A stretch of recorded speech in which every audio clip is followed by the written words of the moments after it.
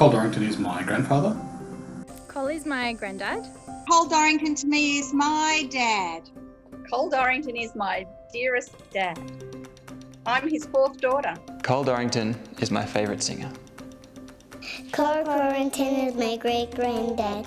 And 90 years old. Well, he's a great father figure, a model father to me as a Christian, because I never had that when I was little. What do I admire about Grandad? Lots of things, obviously, but one thing that really stands out about Grandad is the way that he has always made time for all of his family. He likes to be involved with every member of his extended family, and that's getting quite large these days, but he's still got time to have chat and be involved in the lives of all of us, and I really appreciate that. Kind, generous, loving. Ditto. I admire a lot of things. I think Dad's a dad of principle.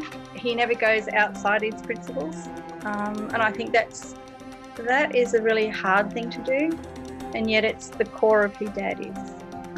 So I think that's one of the things I admire about my dad the most, that Dad's a dad of principles. The way he deals with his family, and I see him as a very strong father figure, and that's what I admire about him, because when you don't have that in your own life, you see it in others, and it stands out. And I said that before. He stands out as far as a father should be, especially a Christian father, and that's what I admire him for. Yeah. Something I really admire about Cole Dorrington is his dedication to God and to his family. He hasn't amassed millions of dollars or won a Nobel Prize, but he has a family that's united and that loves God, and I can't think of anything better than that. I admire that he has made it to 90 and stayed sane after raising 6 children. Something I admire about you, Grandad, is I don't think I've ever seen you flustered. I don't ever remember seeing you frustrated, or everyone else was more chaotic, whether it was little kids running around or all the aunties running around trying to organise something, and there's always noise and always chaos, but Grandad's just always pretty chilled in the corner. And I don't ever remember seeing anything faze you. So I guess that's something to aspire to. Be less fazed, be more like Grandad. And one of the things that I love about my dad is the way he loves my mum. He has loved Mum endearingly for however many years they've been married, and it's something to be admired. Even as a child, we would go and get one ice cream per week, and Mum always had the really expensive ice cream. She had what we called a have a heart, and it was very expensive. And Dad, even to that little thing, he made sure Mum had the ice cream that she wanted. We all had a lesser ice cream, and we were happy with that. We were very happy to see Dad spoiling Mum, even in that little way. I'm going to give one that I don't even know that my dad will remember, because it was a very personal one to me, but I was probably about 10 or 11. And I remember it was a Friday afternoon, and I was trying to clean up everything, and nobody was doing what I wanted, and I was in the end getting angry and whatever, and I can't remember the whole details, but I know that I went to bed and felt really bad about it. The next day I sat down and asked, and I think I just remember asking Dad to forgive me for whatever it was.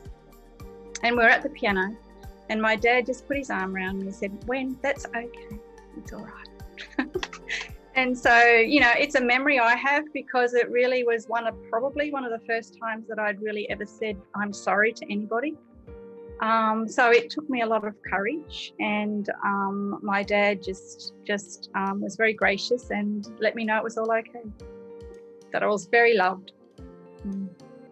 One memory that I have of Grandad is sitting on the beach with him, watching everyone's stuff while the rest of the family swims.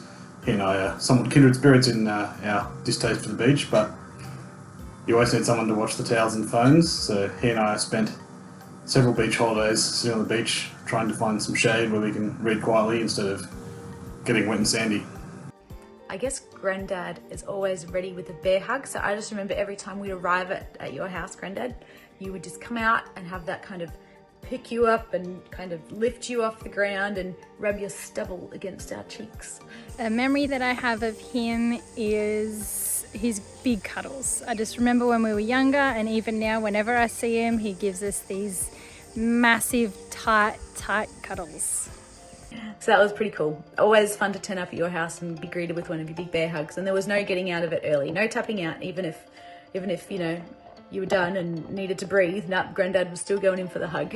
Well, one for me is when he puts things in a tight spot, he gives it what I call the Cole Dorrington shove, and he manages to fit whatever normally wouldn't fit in, say, a boot of a car or whatever. He gets it in there. So that's a memory for me. All dressed up on a Saturday morning, ready for church. He had his tie on. He got everybody up and ready, and he looked really good. Like he was well dressed, white shirt, tie, and getting everybody ready and out of the house by the right time. So you know what? It's an endearing memory. Obviously, getting us to church an hour early. At home, we used to have countdowns on Sabbath morning. Dad used to do the dishes on Sabbath morning, so your daughters would be at church on time. But it was always, come on, we've got to leave in an hour. Come on, we've got to leave in 45 minutes. Come on, we've got to leave in half an hour. Come on, we've got to leave in 15 minutes. And it was never zero. It was always, come on, 15 minutes, it's time to go. Yeah, well, you know what, the flat tire one has spread down throughout the family. And I just want you to know, Dad, we did have a flat tire on the way to the airport once, and we did think of you. I know we as kids we used to laugh because Dad used to say, I'll come down on you kids like a ton of bricks, and I don't mean maybe. I'll come down on you like a ton of bricks, and I don't mean maybe. And I had this vision of a wall of bricks coming down on me, but that was just Dad's way of, I guess a verbal pull up in terms of, you better stop it or else. I'll always remember Grandad's sense of humour. He has a dad joke or a granddad joke for every situation. He has a sense of humour that it's not overt, but it's still very evident. He sees the side of life that's quite not too serious, although I think there's a lot of seriousness in Dad. He has a generosity that is unequaled in a lot of people. Dad, if you want it, you can have it, basically. It's not that common to see in our society. It might be in other societies, but he stands alone on many levels for his generosity. And that's monetary. It is with his time, his energy. You come, you're a priority. And that's very Grandad, his generosity. The most important thing for Dad is God and the church. And Dad has, I think Dad has seen how money destroys people and families, and probably, even to some extent the greater families. So Dad and my mum, I'm going to include Mum because I think they've had a joint interest or desire to put their money into God and the church and the mission. Well, together Mum and Dad have given a lot of money to good causes, to the church, to its work.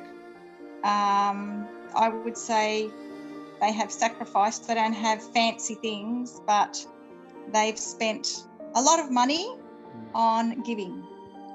But I also think they've had a very deep desire to put it into family as well.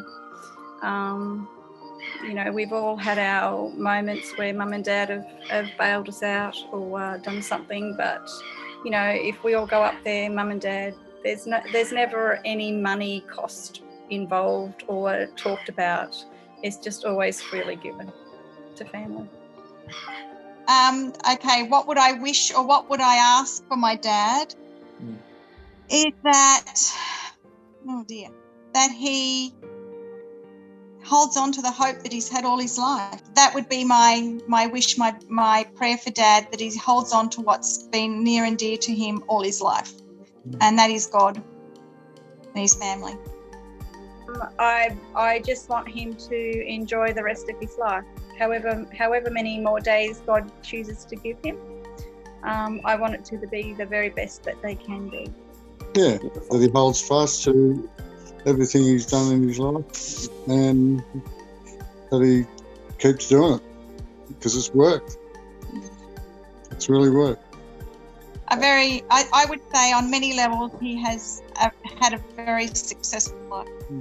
Maybe on not the worldly level, but from what really matters in life, he's had a very successful life. Okay, well, Dad, it's been fun talking about you, thinking about you, and can't wait for the party. Happy birthday, Grandad. We really wish we could be there to celebrate it with you because 90 years is a huge achievement and your life is definitely worth celebrating. Happy birthday, Grandad. It's pretty exciting that you're 90. Hope you're having an awesome party and that you at some point get to sit down and watch these videos back. Love you. Mwah. Happy birthday. Happy birthday, Grandad. We love you. Mwah. Happy birthday, Grandad. Happy birthday, Grandad. Happy birthday, Grandad. We love you.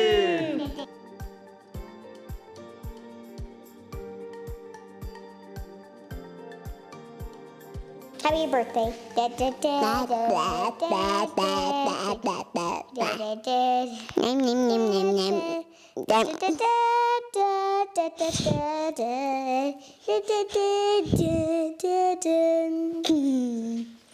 birthday.